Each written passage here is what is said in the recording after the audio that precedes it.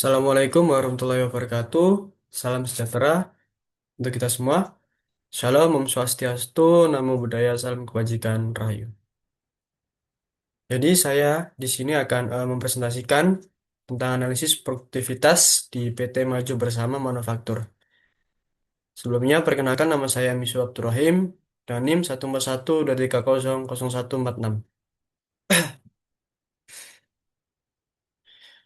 Profil perusahaan. PT Maju Bersama Manufaktur merupakan perusahaan manufaktur yang bergerak di bidang produksi komponen plastik untuk kebutuhan industri rumah tangga dan otomotif.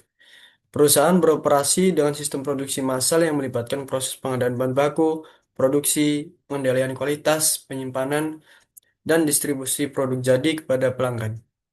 Dalam menjalankan kegiatan operasionalnya, perusahaan memanfaatkan sumber daya berupa tenaga kerja, mesin produksi, bahan baku, dan modal kerja. Untuk menjaga daya saing perusahaan, manajemen perlu melakukan evaluasi terhadap kinerja keuangan dan keoperasional secara berkala. Di sini ada contoh data keuangan perusahaan. Jadi saya mengambil selama 14 bulan dan di sini juga ada 6 aspek yaitu produksi, organisasi, terus penjualan, produk, tenaga kerja, dan yang terakhir modul. Selanjutnya ada penyelesaian permasalahan dan contoh pada aspek produksi. Jadi di sini saya mengambil contoh pada aspek produksi saja. Dan yang pertama ada data produksi yang meliputi pendapatan bersih dan harga pokok produksi atau HPP. Kemudian yang kedua hasil perhitungan rasio produktivitas produksi. Untuk yang gambar kedua itu sudah ada hasilnya dari perhitungan yang tabel sebelah kiri dan hasilnya ada di sebelah kanan tersebut. Rasio produktivitas produksi. Selanjutnya, data untuk membuat grafik rasio produktivitas produksi. Jadi di sini, oh maaf, salah produksi. Jadi di sini saya mengambil eh, bulan sampai 14 dan rasio produktivitas produksinya. Kemudian nanti dibentuk dalam sebuah chart hasilnya dalam analisa rasio produktivitas produksi tertinggi sebesar 1,73 pada bulan Juni.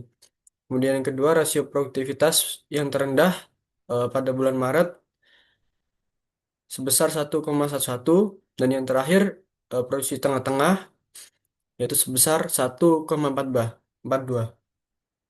Nah, dari mana dapatnya 1,42? Yaitu dari yang 1,73 tersebut ditambah dengan 1,11 habis itu dibagikan dibagi dua hasilnya 1,42.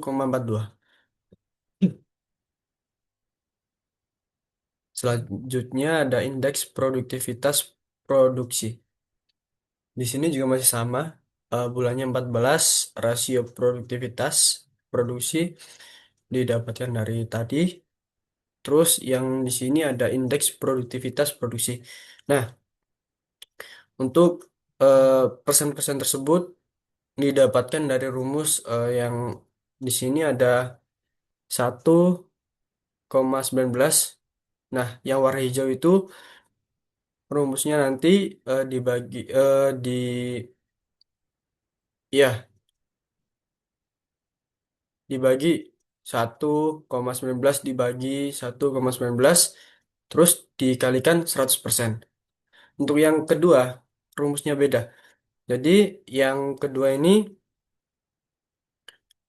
eh, 1,14 dulu terus dibagi dengan 1,19 yang atasnya baru dikalikan 100 hasilnya 96%. Kemudian yang bawahnya juga sama mengikuti. Di sini juga ada data grafik indeks produktivitas produksi. Untuk tabelnya masih sama selama 14 bulan.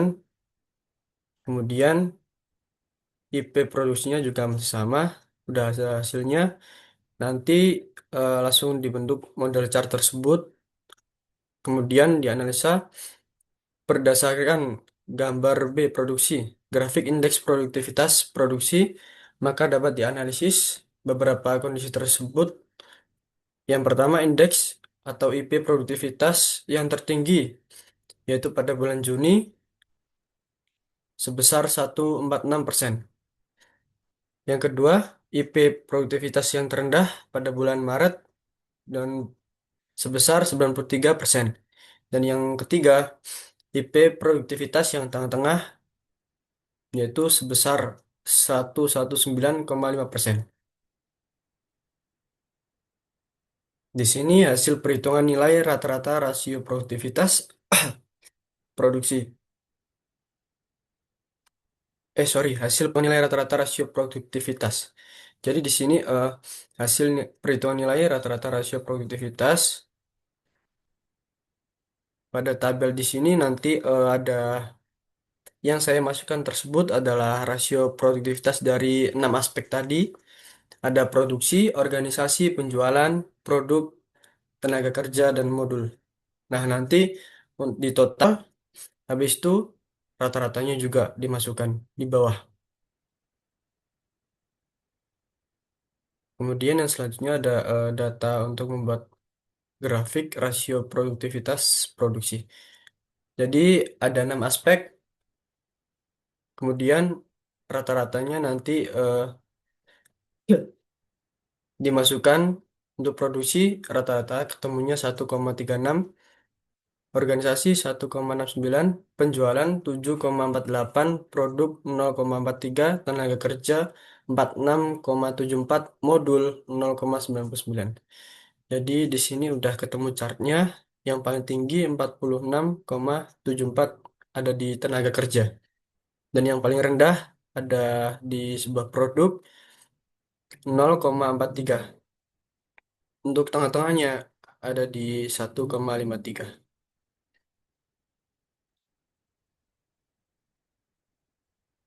Untuk kesimpulannya, berdasarkan hasil analisis rasio produktivitas dan indeks produktivitas, dapat disimpulkan bahwa produktivitas PT Maja Bersama Manufaktur secara umum menunjukkan kinerja yang cukup baik. Aspek tenaga kerja memiliki rata-rata rasio produktivitas tertinggi sebesar 46,74 yang menunjukkan efektivitas pemanfaatan sumber daya manusia dalam mendukung kegiatan operasional perusahaan. Sementara itu, aspek produk memiliki rata-rata rasio produktivitas terendah sebesar 0,43 sehingga menjadi aspek yang perlu mendapatkan perhatian lebih untuk ditingkatkan. Oleh karena itu, perusahaan perlu melakukan perbaikan melalui peningkatan kualitas produk, pengembangan inovasi, serta pengendalian cacat dan keluhan pelanggan. Dengan upaya tersebut, perusahaan diharapkan dapat meningkatkan efisiensi, daya saing, dan produktivitas secara berkelanjutan pada periode mendatang.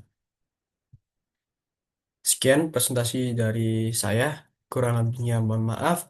Saya akhiri, wassalamualaikum warahmatullahi wabarakatuh.